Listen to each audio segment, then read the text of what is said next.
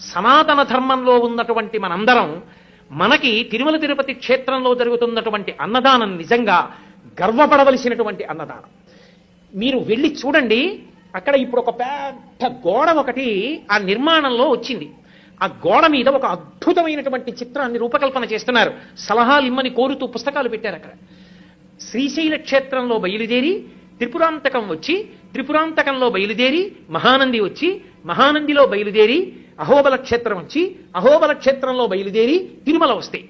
ఈ మధ్యలో ఉన్నటువంటి కొండలు పరమ పావనమయ్యా నంది మండలము అది ఎలా ఉంటుందో ఒక ఊహాచిత్రంగా ఊహిస్తే, ఆ కొండల మధ్యలోంచి ఎన్నో కొండలు, ఇన్ని కొండల మధ్యలో ఉన్నటువంటి ఈ క్షేత్రములను, కొండ మీద ఉన్న క్షేత్రాలకి ఉన్న మార్గం ఒక పెద్ద పావు మిలికలతో పడుకున్నట్టుంటుంది.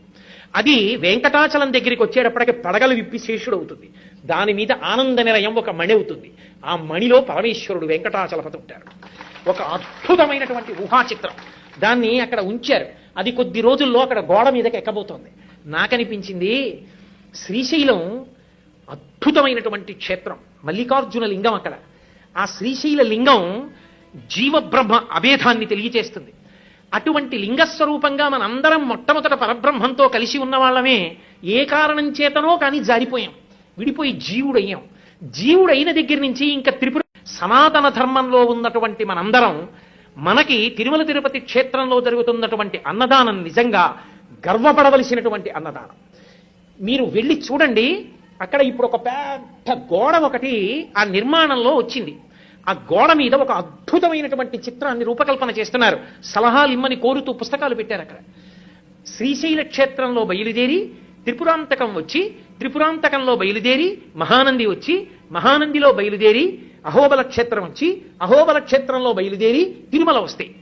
ఈ మధ్యలో ఉన్నటువంటి కొండలు పరమ పావనమయ్యా నంది మండలము అది ఎలా ఉంటుందో ఒక ఊహాచిత్రంగా ఊహిస్తే, ఆ కొండల మధ్యలోంచి ఎన్నో కొండలు, ఇన్ని కొండల మధ్యలో ఉన్నటువంటి ఈ క్షేత్రములను, కొండ మీద ఉన్న క్షేత్రాలకి ఉన్న మార్గం ఒక పెద్ద పావు మిలికలతో పడుకున్నట్టుంటుంది.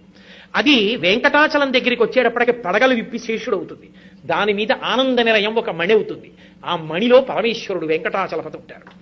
ఒక అద్భుతమైనటువంటి ఊహాచిత్రం. దాన్ని అక్కడ ఉంచారు. అది కొద్ది రోజుల్లో అక్కడ గోడ మీదకి ఎక్కబోతోంది. నాకనిపించింది శ్రీశైలం అద్భుతమైనటువంటి క్షేత్రం. మల్లికార్జున లింగం అక్కడ. ఆ శ్రీశైల లింగం జీవబ్రహ్మ అభేదాన్ని తెలియచేస్తుంది. అటువంటి లింగస్వరూపంగా మనందరం మొట్టమొదట పరబ్రహ్మంతో కలిసి ఉన్న వాళ్ళమే ఏ కారణం చేతనో కానీ జారిపోయాం, విడిపోయి జీవుడయ్యాం. జీవుడైన దగ్గర నుంచి ఇంకా త్రిపుర